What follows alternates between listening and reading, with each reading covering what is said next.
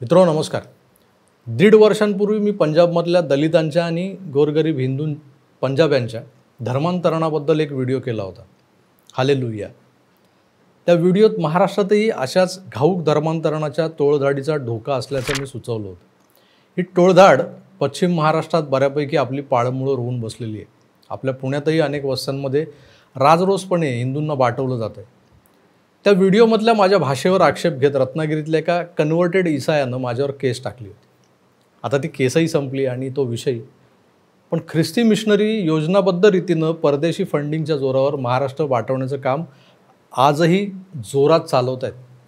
आर्थिक विवंचना आणि मग त्याला जोडून येणाऱ्या व्याधी, दुखणी, खुपणी यातून मोकळं होण्यासाठी हिंदू धर्मात असंख्य मार्ग सुचवलेले आहेत. आपल्या वेगवेगळ्या स्तोत्रांमध्ये लिहिलेलं आहे, धार्मिक पुस्तकांमध्ये लिहिलेलं अनेक उपाय आहेत. पण आपले लोक अज्ञानापोटी या हालेलुयाच्या नादी लागत आहेत. नवे त्यांना नादी लावलं जाते. आपण ते उघड्या डोळ्यांनी पाहत असतो पण काहीच करू शकत नाही. पन्हाळ्याजवळच्या कोडोलीत मागे तो सिंगर विजय बेनेडिक्ट आला होता. कशासाठी? तर येशूची करुणामयी गाणी गायला. मी त्यावेळेस पन्हाळ्यातच होतो. तो विषयही आपण मांडला होता आणि लावून धरला होता. आता हा विजय बेनेडिक्ट कोण? तर 80च्या दशकात जेव्हा हिंदी सिनेमात मिथुन चक्रवर्तीच्या डिस्कोची धूम होती ना, तेव्हा त्याचा आवाज, प्लेबॅक सिंगर म्हणून जो आवाज होता तो फेमस झाला होता. त्याचं नाव विजय बेनेडिक्ट.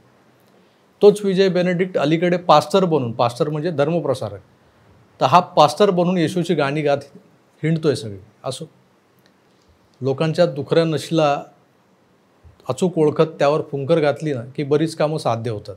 याच तत्वावर चालत हे ख्रिस्ती धर्मप्रसारक, जे खरं तर आपल्यातलेच बाडगे असतात. नाव काय तर जेम्स रघुनाथ गोठणकर, फ्रान्सिस भिकाजी कवठणकर, हे असले कन्व्हर्टेड बाडगे, हे जरा जास्तच जोरात बांग देतात. कारण बाडगात जो असतो ना, नया नया मिया आहे, जोर से बांग देत आहे. आणि आपले भोळे बाबडे लोक जे आहेत ते फसतात.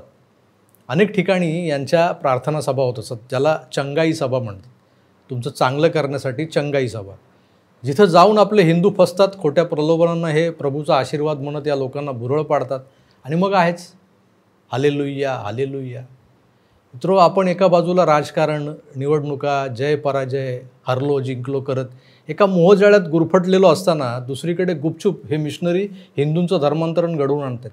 लांब कशाला जाता, मुंबईतल्या मराठी माणसाच्या वस्तीत, प्रभादेवीच्या कामगार वसाहतीत हे लोक चंगाई सभा घेत लोकांना धर्मभ्रष्ट करण्याचे उद्योग करू लागले.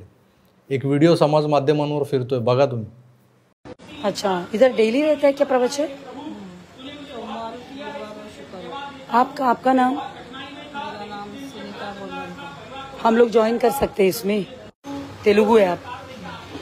इधर रेगुलर आते हैं प्रवचन. हमको देना चेयर दीजिए. हाँ, मैं बैठे और अपना बेटे को भी दीजिए. ते बसूया ना, प्रवचन ऐकूया जरा. मी प्रवचन ऐकूया बस. तर आपण लाईव्ह घेतो ना. अरे नको, प्रवचनचं थोडं लाईव्ह घेऊया. थांबूया ना असं जरा. सच्चा परमेश्वर है, तू सब कुछ जानता है, तू ये करता है, तू वो करता है, तो आप देखो, आप ऐसे करो तो आपको ये पता चलेगा.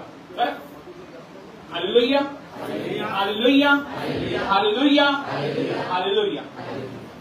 तो आप ये देख लो कि परमेश्वर जो चाहता है, परमेश्वर की इच्छा के अनुसार करता है, तो आप उस समय से या उस हिसाब से आप करेंगे तो परमेश्वर के राज्य से हम ज्यादा से ज्यादा आशीष को पाएंगे. Hallelujah hallelujah hallelujah hallelujah. अभी हम प्रार्थना सभा घेऊ. हे सगळे हिंदू आहे का ख्रिश्चन आहेत? हिंदूच आहे. का घेताय ते? मी पण हिंदूच आहे. पण का घेताय? मग आपल्याकडे देव नाही, आपण नाही मानत, मग का कन्व्हर्शन करताय तुम्ही? कन्व्हर्शन नाही करताय. मग काय करताय? हे दुकान खोलून ठेवलंय. मग प्रार्थना सभा चालू आहे. ओ मॅडम, तुम्ही खरं सांगा, आपल्या देवाकडे काही शक्ती नाहीये का? तुम्ही ह्यांच्या बघा, मला माहिती आहे तुमच्या काही चुका नाहीये. आधी मारू नका, थांबा. ताई, तुम्हा आपला धर्म किती पण हे बदलणार आहे ते, त्याच्यासाठी ते प्रवचन असतं. ताई, हे बघा, आज आम्ही इथे प्रभादेवीला आहोत. आता इथे एक मशिनरी कडून कन्व्हर्शनचं सेंटर चालवतोय आणि स्वतःला बडवा हिंदू बोलतोय. आणि ताई, मला तुमच्याबद्दल दया येत आहे. ज्या छत्रपती शिवाजी महाराजांच्या भूमीवर आहोत ना आपण, आणि महाराजांनी एवढं युद्ध केलं कशासाठी? काय आम्ही काय केलं? ठीक आहे, तुम्ही काय केलं नाही, पण प्रभादेवीला कन्व्हर्शन सेंटर चालणार नाही. हा शिवसेना असेल, पण काय शिवसेनेचं काय? हे कोण शिवसेना? नाव सांगा, बोलव ना त्यांना. शिवसेना असलं तर काय, बोलव त्यांना इथे, कॉल लाव, बोलो.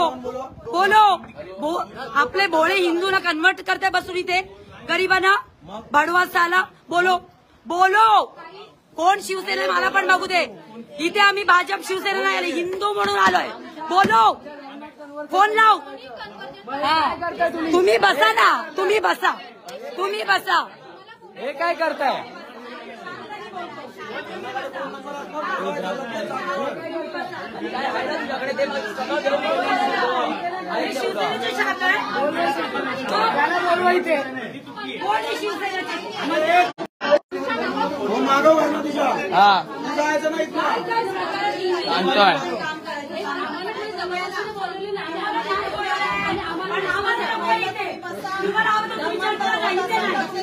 आम्हाला इथे एकही पण कन्व्हर्शन सेंटर चालणार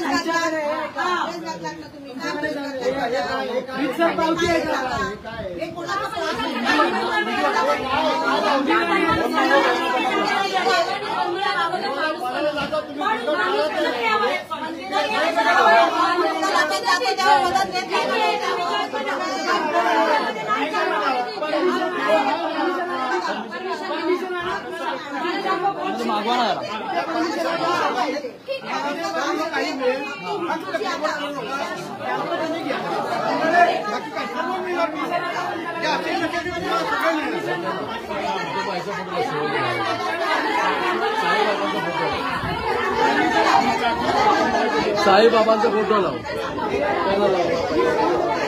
ती प्रार्थना शिकवणार तू. साईबाबांची प्रार्थना शिकवणार, शिवाजी महाराज शिकवणार. आपल्या देवांवर विश्वास नाही.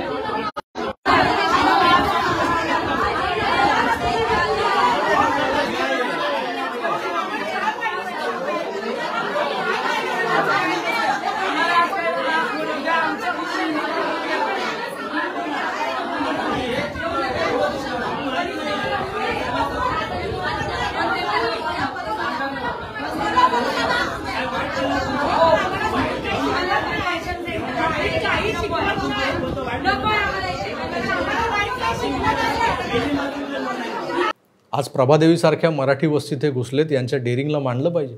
दादरच्या बाबासाहेब आंबेडकर समाज मंदिरातही दर शनिवार रविवार यांच्या चंगाई सभा होतात. तेही भोंगे करणे लावून आजूबाजूच्या बिल्डिंगमधल्या लोकांच्या झोपा उडवून हे आपलं धर्मकार्य जोरात करत असतात.